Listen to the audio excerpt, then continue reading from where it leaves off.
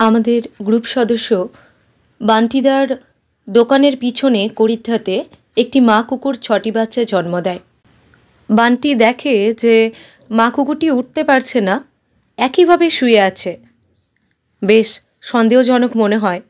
তখন তাকে উঠিয়ে দেখা যায় যে শারীরিকভাবে সে খুবই দুর্বল হয়ে পড়েছে এবং কোনো কারণে ভিতরে কোনো আঘাত হয়তো পেয়ে থাকতে পারে।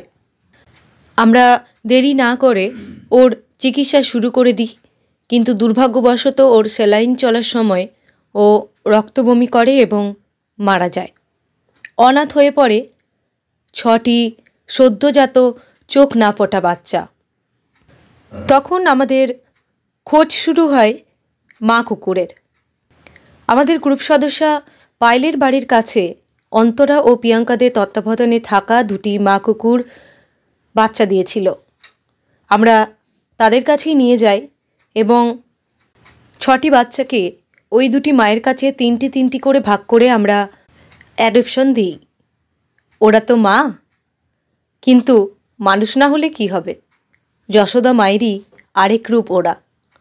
ওরা আপন করে নিয়েছে এই মা মরা বাচ্চাগুলিকে। এখন ওদের তত্ত্বাবধানেই রয়েছে।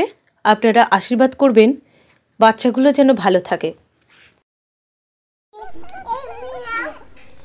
লোমগুলো উঠে যাচ্ছে না, পশমগুলো। গুড্ডি এটা। ও গুড্ডি।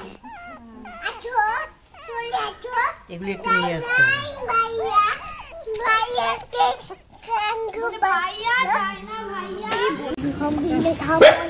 এইটা ওর আসল ছেলে আর এইটা অ্যাডপ্ট দেওয়া হচ্ছে ওকে। আসল মেয়ে। আসল মেয়ে। এই যে ৬টা আছে। দাঁড়াও দাঁড়াও দাঁড়াও দাঁড়াও, মার খাবে তুমি। भैया तुम कर दो। খা না।